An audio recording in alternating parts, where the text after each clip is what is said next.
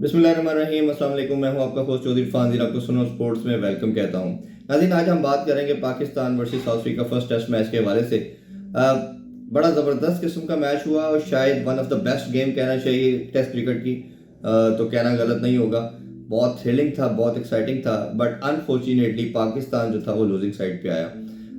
एक जो हमारा साल का आगाज़ था वो बहुत अच्छा नहीं था। हमने जब स्टार्ट किया था इस साल का आगाज़ को तो हम नंबर सेकंड पे थे टेस्ट चैंपियनशिप के पॉइंट्स पे, और फिर 3-0 हम ऑस्ट्रेलिया से हारे। फिर अपने घर में बांग्लादेश से हम 2-0 हारे। फिर 2-1 से हम इंग्लैंड से जीते। उससे लगा कि हमारी शायद डायरेक्शन ठीक हो जाएगी, हम चीज़ें बेहतरी की तरफ जाएंगी। ओडीआई में तो हम अच्छा कर ही रहे हैं, 3 कंसेक्यूटिव सीरीज हम ओडीआई की जीत चुके हैं, आप सब जानते हैं। टेस्ट में ये खासतौर पर टेस्ट मैच पाकिस्तान क्यों हारा, इस पर मैं बात करना चाहूँगा आज वीडियो में। इस मकसद भी यही है। नंबर 1 ये है कि आपके पास टेस्ट में कई दफ़ा सेशन वाइज आप खेलते हैं और सेशन वाइज ही टेस्ट मैच जीता जाता है। तो 2-3 दफ़ा आपके पास ऐसी अपॉर्चुनिटी आई इस टेस्ट मैच को जीतने को जिसको आप स्क्वीज नहीं कर सके। नंबर 1, जब पहली इनिंग्स के अंदर 8 आउट करने के बाद आपने 9वीं विकेट की जो पार्टनरशिप थी उसमें आपने बहुत ज़्यादा रन करवा दिए, ऑलमोस्ट 85 प्लस की पार्टनरशिप करवा दी। एक तो वो बहुत बड़ा आपने लूप होता और ये हमेशा होता आ रहा है कि बांग्लादेश की सीरीज उठा लें, ऑस्ट्रेलिया की सीरीज उठा लें, आप 7, 6, 7, 8 आउट करके मेन बैटर आउट करते हैं। आप टेल से कभी 200 करवा देते हैं, जैसे बांग्लादेश के अगेंस्ट करवाया, 200 250 करवा दिया। पहली इनिंग में इधर 85 प्लस करवा दिया, आपसे टेल आउट नहीं होती। अब टेल को आउट कैसे करना है, ये पाकिस्तान हमेशा टेल को सेकंड्स में आउट करता था। आप वसीम वकार, शुएब अख्तर, उमर गुल का टाइम पीरियड देखें तो हमेशा पाकिस्तान टेल को बहुत जल्दी आउट करता था। इवन शहीन शाह अफरीदी भी, ये जो एक्स्ट्रा स्पेस होता है ना, ये टेल को आउट करता है। तो पाकिस्तान के अगर आप चारों बॉलर देखें, अब्बास को देखें, नसीम को देखें, अहमद जमाल को देखें, खुरम शहजाद को देखें, ये मीडियम प्रेशर से चारों, और चारों जब बैटर को तो आउट कर पाए क्योंकि वो टेक्निकली साउंड होते हैं, वो बॉल की लाइन में आके खेलते हैं और आपको लगता है कि कहीं ना कहीं एज लगा और कीपर के पास चला गया, स्लिप में चला गया। जब टेल आती है तो वो टैग करती है, तो वो जब अटैक करती है, वो स्लॉक करती है, तो कई दफ़ा आपके स्विंग इस तरह काम नहीं करती, तो उधर एक्स्ट्रा स्पेस काम करता है। तो आपके पास एक पेसर काम था, और जब मैंने पहले भी बात की थी कि शाहीन को इसमें सेलेक्ट ना करना एक बहुत बड़ी गलती है। शाहीन मस्ट आपकी आता, और खासतौर पर जिस तरह अब वो पुरानी बॉल के साथ विकेट्स ले रहा है वो बड़ा ज़रूरी था। तो टेल हमसे आउट नहीं हो रही, ये सबसे बड़ी रीज़न बनी। सेकेंडली, कप्तानी एक बहुत बड़ा आपका वीक पॉइंट नज़र आया हमें कप्तानी के अंदर। मैं हमेशा कहता हूँ कि कैप्टन अपने 11 प्लेयर से भी आगे होना चाहिए और अपोजिशन के भी 11 प्लेयर से उसकी अप्रोच या गेम अवेयरनेस ज़्यादा होनी चाहिए। तो हमारे कप्तान का अनफॉर्चुनेटली नज़र आया कि जब अटैक हो रहा था तो कुछ डिफरेंस नहीं किया। इसको 2 तरीकों से आउट किया जाता है, ऐसे जिसे कहते हैं ना गेम प्लान करके आउट करते हैं। एक तो ये है कि जब टेल आप पे अटैक करती है तो आपको शॉर्ट बॉल करनी है। मिसाल के तौर पे आप फील्डर को पीछे ले जाते हैं, अपने बॉलर्स को कहते हैं कि यार हम एक सर्टेन गुड लाइन पे बॉल कर रहे हैं, वो हिटिंग कर रहा है, उसकी लग रही है, तो आप चांस लेते हैं। तो आप अपनी लेग साइड को अगर वो पैक करते हैं तो आप क्या करते हैं कि उनको बाउंसर करते हैं एक ओवर में 2-3, ताकि वो अगर हुक या पुल मारेगा एक मिसक्यू होगा और आपके पास कैच आ जाएगा।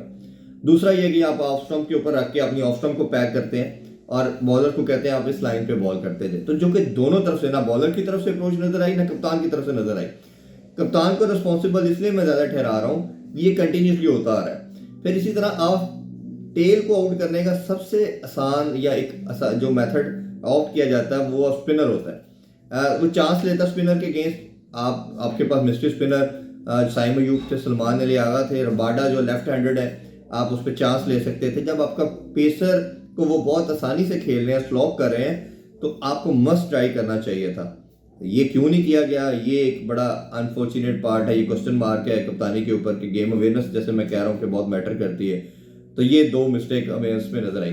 तीसरा, मैच के अंदर जो सबसे गोल्डन अपॉर्चुनिटी थी स्क्वीज करने के लिहाज से, वो ये था कि जब बाबर और सऊशकील खेल रहे थे, 90 प्लस की हमारी लीड हो चुकी थी, हमने ऑलमोस्ट इसको स्ट्रेच करके 180 190 पे लेके जाना था, और बाबर ने अपनी विकेट थ्रो की।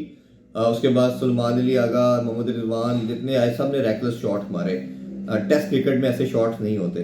तो उधर भी आपने एक हाथ में ग्रिप 100% करके आपने गेम को थ्रो कर दिया और पाकिस्तान मैच वो हार गया। तो ये 3-4 ऐसे पॉइंट्स थे। और इंटरनेशनल लेवल पे टेस्ट मैच जीतने के लिए आपको, जिस तरह मैंने कहा कि सेशन वाइज जीतना पड़ता है, तो ये आप गेम को हाथ में करके आप थ्रो नहीं कर देते। तो पाकिस्तान ने ये 2-3 दफ़ा जगह कंटिन्यूसली मिस्टेक की कि मैच आपके कंट्रोल में आया, आपके हाथ में आया, आपने थ्रो कर दिया। और अगर आपने टेस्ट मैचेस जीतना है तो ये बहुत ज़रूरी है। और शान मसूद के बारे से बात करें, उनके तो कॉन्ट्रैक्ट में पहले ही लिखा हुआ है, सेंटर कॉन्ट्रैक्ट में, सब्जेक्ट टू कैप्टनसी। और मुझे नहीं लगता कि अगर खुदा न खास्ता पाकिस्तान सेकंड टेस्ट हारता तो उनकी कप्तानी लंबा चलेगी। और ये मेरा ख्याल है कि पाकिस्तान क्रिकेट के लिए बहुत ज़रूरी है कि विक्ट्रीज मिले, खासतौर पे जब सीना कंट्रीज में आके जाके आप जीते हैं। तो जिस तरह ओडीआई सीरीज़ आपने वाइट वॉश किया तो आपके लिए एक नया मोराल बूस्टिंग होती है। और ये अगर ऐसा ना हुआ तो मुझे लगता है कि शायद शान मसूद की जगह भी टीम में ख़तरे में है और उनकी कप्तानी भी ख़तरे में है। तो ये पाकिस्तान ने ये छोटी छोटी गलतियाँ की हैं। और जिस तरह सिलेक्शन में मैंने कहा कि मस्ट आपका बनता था कि आप शाहीन को सिलेक्ट करते, वो गलत किया गया। शायद कहीं ना कहीं, जैसे नेथन लाइन हर टेस्ट मैच में खेलता है ऑस्ट्रेलिया की तरफ से, चाहे दुनिया की सबसे तेज पिच है पर्थ की, उधर भी खेलता है। और अभी जिस तरह उन्होंने आज का टेस्ट मैच भी भारत को हराने में बड़ा वाइटल रोल प्ले किया मेलबर्न में नेथन लाइन ने। तो इस तरह के टेल को आउट करने के लिए, जब ऑस्ट्रेलिया भी फंस चुका था, टेल आउट नहीं कर पा रहा था, तो आपको वो लगा कि वो टेल को आउट करने के लिए बेनिफिशियल हो रहे हैं नेथन लाइन। तो इधर हमारा अगर साजिद खान या नुमान या साइम, किसी जो ऑलरेडी आपके पास ऑप्शन थे, उन्हीं को यूज़ किया जा सकता था। तो वो पाकिस्तान ने कहीं ना कहीं जो ट्रिक है वो मिस किया। और मुझे लगता है कि पाकिस्तान को फ्यूचर में ये चीज़ों पे काम करना चाहिए। और ये मैच बड़ा फैंस के लिए डिसहार्डनिंग था कि हमने जीता हुआ मैच वो हारा। होपफुली कि पाकिस्तान जो नेक्स्ट मैच है, ये जो माइन्यूट सी मिस्टेक है जो डिफीट का कॉज बनी है, इस पर काम करेगा और इंशाल्लाह विक्ट्री हासिल करेगा। अब मेरा अपना बहुत ख्याल रखिए। अल्लाह हाफिज़।